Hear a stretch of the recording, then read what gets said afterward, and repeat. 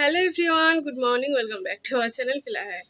আমাকে দেখে মনে হচ্ছে আমি পুরো বিধ্বস্ত হয়ে আছি। সত্যি কথা বলতে আজকে অনেক সকালে উঠেছি, অনেক অনেক কাজ ছিল, সেগুলো সব কমপ্লিট করেছি। জামা কাপড় কাচা, জুতো পরিষ্কার করা, ঠাকুরের বাসন, সমস্ত কিছু, ঘর মোছা সব করে এখন 10টা বাজে। আমি স্নান করে নিয়েছি, এত গরম লাগছে আর আজকে প্রচণ্ড গরম পড়েছে। স্নান করেছি, এখন পুজো দেবো। তারাও জামা কাপড়গুলো দেখায়। জামা কাপড়গুলো কেচে মেলে দিয়েছি, জুতোগুলো তোমাদের দেখাচ্ছি। জুতো মানে 6 জোড়া জুতো পুরো ধুয়েছি একদম।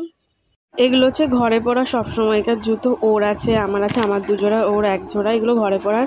আর এইখানে 3টে বুটও ধুয়ে দিয়েছি। বুটের মধ্যে ওর 2টো, আমার মাঝেরটা, ওর 2 সাইডের 2টো, এটাও আমি ধুয়ে দিয়েছি। জুতো ধুয়েছি। আজকে রান্না বসাইনি আগে, কারণ রান্নার কিচ্ছু নেই, সবজি টবজি কিচ্ছু রাখা নেই। ভাত আর ডালটা হয়েছে, আর কচুরলতি আছে, বেগুন আছে। মামা বলেছিল পেঁয়াজ দিয়ে বেগুন দিয়ে করবো, এবার বেগুন ভাজা করবো না পেঁয়াজ দিয়ে বেগুন দিয়ে করবো আমি ঠিক বুঝতে পারছি না। তো আমি ভাবলাম আগের ওই কাজগুলো করে নিই। কী বলবো, আমি ফোন হাতে ধরতে পারছি না, আমার হাত ব্যথা করছে, এত ব্রাশ দিয়ে ঘষে মানে কেটেছি আর জুতো পরিষ্কার করেছি। তার জন্য স্নানটা করলাম, ঘর মুছে বিছনা টিছনা তুলে। ও ঘুমাচ্ছে, তাও আমি ঘরটার মুছে ঝাড় দিয়ে নিয়েছি, কারণ ও উঠতে উঠতে সেই 11:30 12টা বেজে যায়। অত বেলায় ঘর পরিষ্কার করতে আমার সত্যি ভালো লাগে না, ওই জন্য আমি আগে এখন করে নিই।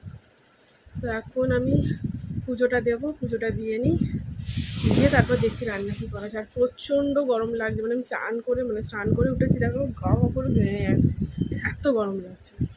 পুজো দিতে বসেছি, একটু বসে যেন স্বস্তি নিঃশ্বাস পেলাম। মানে যে হারে গরমটা পড়েছে, জানি না কি করে আমি গরমটা কাটাবো। তো ফুল তুলে না কী করি বলতে, সকালবেলা অনেকটা ভোরে ফুল তোলা হয়। এবার ফুলগুলো তুলে এর মধ্যে হালকা একটু জল দিয়ে প্লাস্টিকে করে রাখলে না, আমি যদি 3টে 4টের সময় পুজো দিই, ফুলটা যেরকম তুলেছিলাম ঠিক সেরকমই থাকবে, মানে এত ভালো লাগে।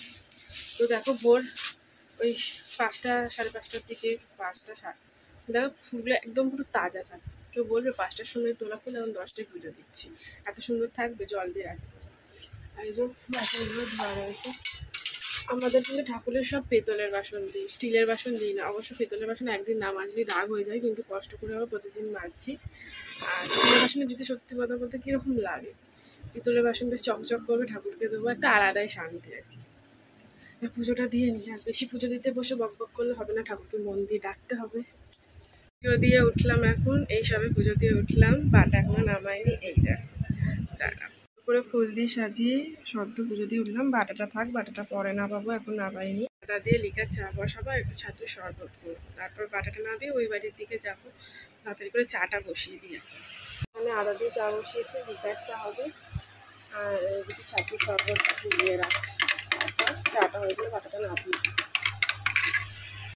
চা করলাম, চা দিয়ে এসেছি। এখন বেগুন তেল হলুদ মাখিয়ে নিয়েছি, বেগুন ভাজবো, গরম হচ্ছে, বেগুনটা ভাজবো।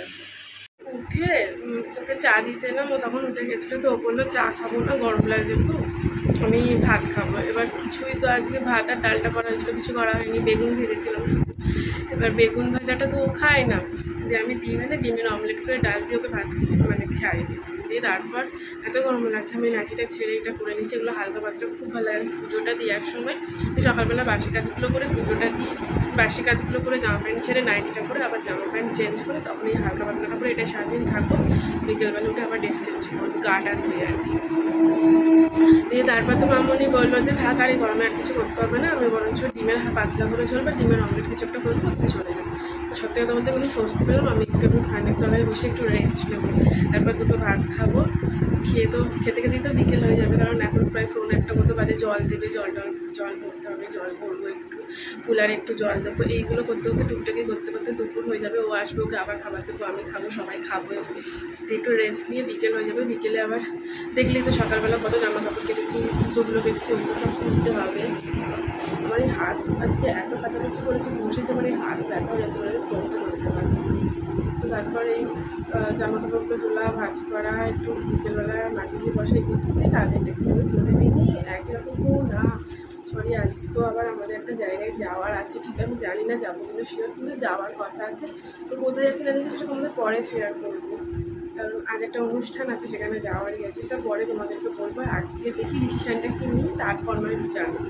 এখন আপাতত এটুকুনি, আমি যেটুকুনি করছি সেটুকুনি তোমাদেরকে বললাম আর কি।